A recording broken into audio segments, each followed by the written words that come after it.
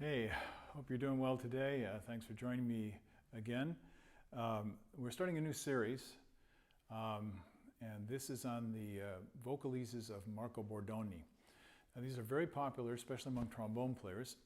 They call theirs Rochu because that's the guy who transcribed them from Bordogni's manuscript. And the trumpet version, if you don't want to read bass clef, the trumpet version is called Melodious Etudes for Trumpet, published by Carl Fischer. And it was transcribed by Larry Clark and Sean O'Loughlin. Thank you guys for doing that.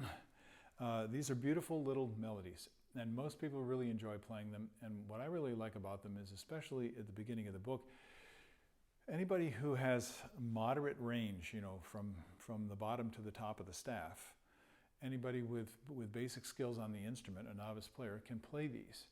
And then, and even the greatest players can benefit from playing these because they're simple enough that they allow you to refine specific aspects of your musicianship and your craftsmanship. And they're a little bit longer than the other group of tunes that I did from Max Potag, the preparatory melodies to solo work. Those are, 2, 3, 4 lines, maybe 5 lines. These you get at least a page. So we're starting to get a little bit more extensive performance going here. Now, I would like to, I'm going to play through this for you. And as I work through these etudes, I think what I'm going to try and do is just point out 1 or 2 things for you to think about as you practice, musical things and technical things, but there'll be a lot of musical things in these. I try and play in a vocal style. Bel canto is sometimes called. And that's what it's wonderful to practice that style in these etudes. So here's number 1. Now, if you'd like, after you listen to it, you can go back, and what I recommend that you try is listen to a portion, a phrase, for example, or a line, or 2 lines, and then stop the video and play it. And what you're doing is to try and mimic, and this is one of the greatest ways to learn how to play. It's what all the old jazz players did back in the day. A lot of them didn't even read music. They just listened, and they tried to figure out how to do that. And that's the most kind of direct experience kind of way to learn playing. So we don't want to make this too much of a course in conservatory. It's fun and growing in your musical taste and ability. Okay, here we go.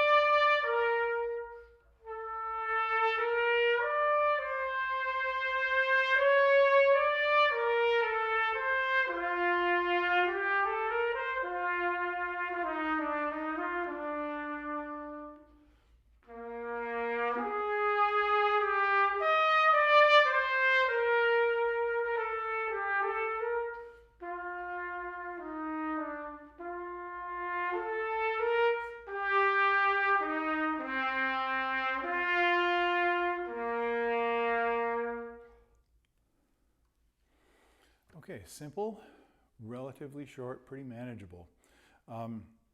So once you can play the notes and you think it sounds pretty good, what's the next thing to work on? And there's a big list. And this is what, for me, this is what makes practicing fun. There can be anything from your sense of balance and physical control as you're going through, when you sense little things that are where you're making little balance adjustments, which is very typical with when we're playing the trumpet.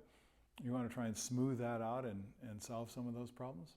But today I want to mention something that's going to be, this will be an opportunity playing these lyric tunes for you to bring this element into your playing, and that's vibrato.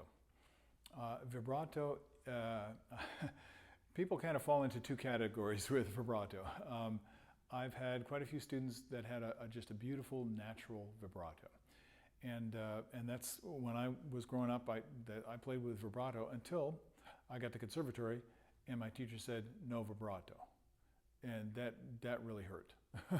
It was so unnatural and so awkward feeling to me to play without it. And that's because I've become accustomed and familiar with it, and I used it as kind of a crutch. So vibrato can cover up problems with pitch. And we'll get into this more deeply when we talk about the technical aspects of playing the trumpet. But it can also make you feel more comfortable. So what I'm going to invite you to do is experiment. Now, you can go, I mean, there are as many vibrato styles as there are people. And people that have a recognizable vibrato, I'll give you two examples right off the bat. Maurice Andre, a great soloist of my generation, and Timofey Dokshitzer, another great soloist of my generation. Very, very different vibrato style, totally recognizable. So what I'm going to recommend is that you, unless you're going to be a soloist, and there aren't too many trumpet soloists per se, you want to be able to use any kind of vibrato, match anyone else's vibrato, use the vibrato appropriate to the ensemble, to the style, to the to your function in the music. But so it's totally open. You can do whatever you like, but you want to listen for what kind of seems to taste good to your ears and compare it to the vibrato of other people. A great way to practice this is imitate somebody else's vibrato. Now, when I use vibrato, it's pretty subtle, and I didn't really think about it as I was going through.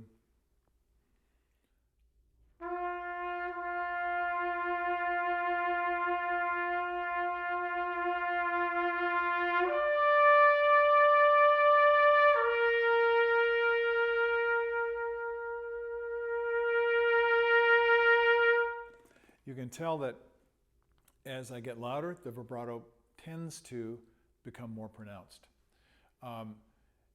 Static vibrato sounds mechanical. It sounds like a machine. So I'm going to try and do that for you.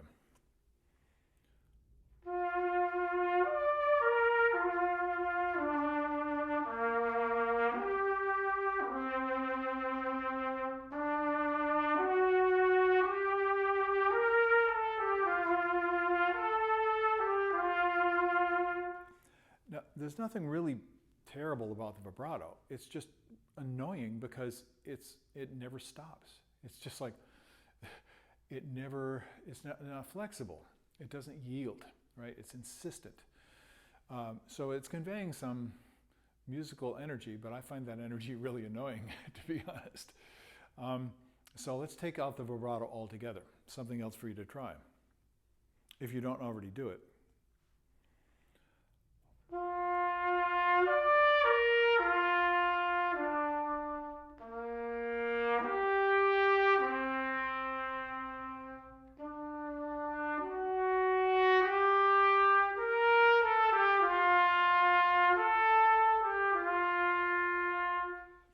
Now, without vibrato, it's much easier to hear where the pitch center is, and it's much easier to hear whether your tone is stable.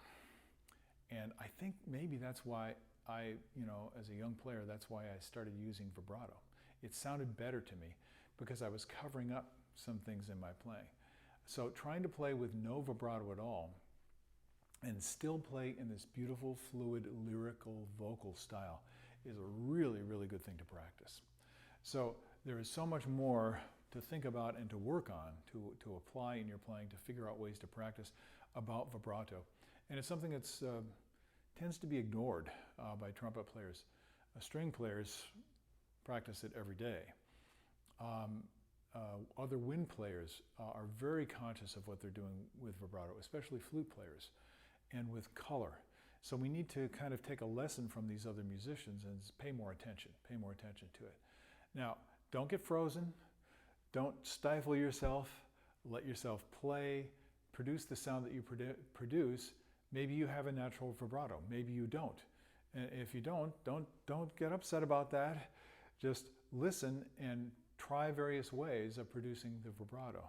And if you can't figure it out, when you look in the foundations section of the website, you're going to find things, and this will be one of them. I'm going to do some work on vibrato and how to practice it and the different kinds of vibrato. And it's pretty fascinating because almost every style of music has a different style of vibrato. But we want to keep it simple when we're working on it. Okay, I hope you can benefit in some way from this, and we're going to work our way through.